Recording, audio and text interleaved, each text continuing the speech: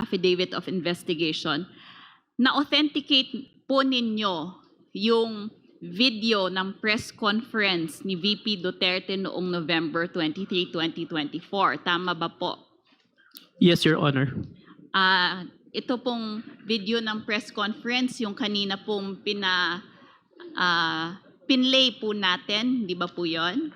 Tama ba po yun? Yes po, part po yun. Meron pong inauthenticate ako na whole video, Your Honor. Whole video po ang authenticate, ang inyong inauthenticate. Okay po.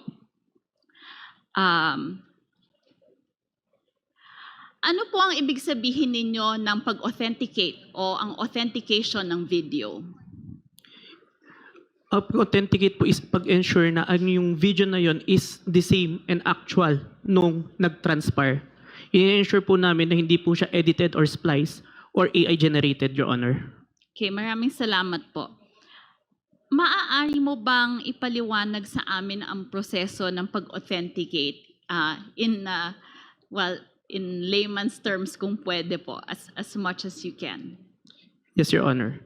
Una po, kami, communicate with Facebook Meta para po ma-preserve po yung URL na nagko-contain po nung video nung press conference nung November 23, 2024.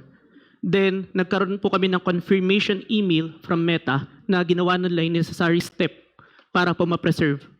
Next, we conducted screen recording of the video to ensure that what transpired is also being recorded. Spin recording po. Yes po, including the URL po, tsaka kung sino po yung nag-stream ng video.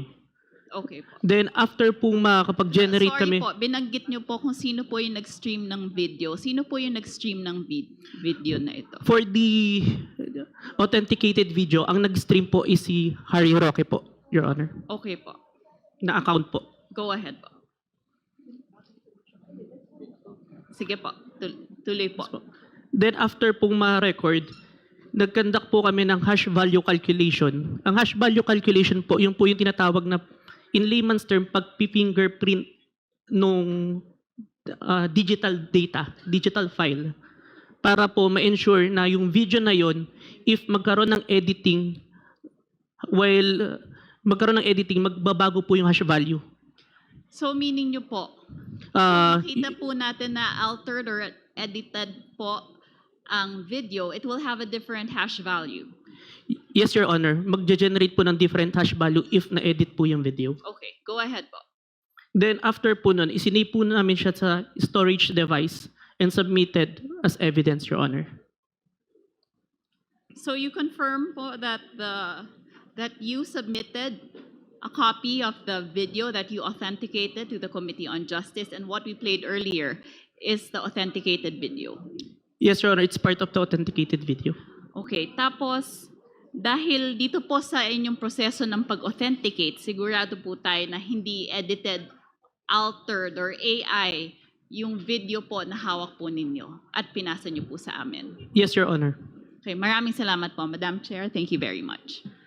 We now recognize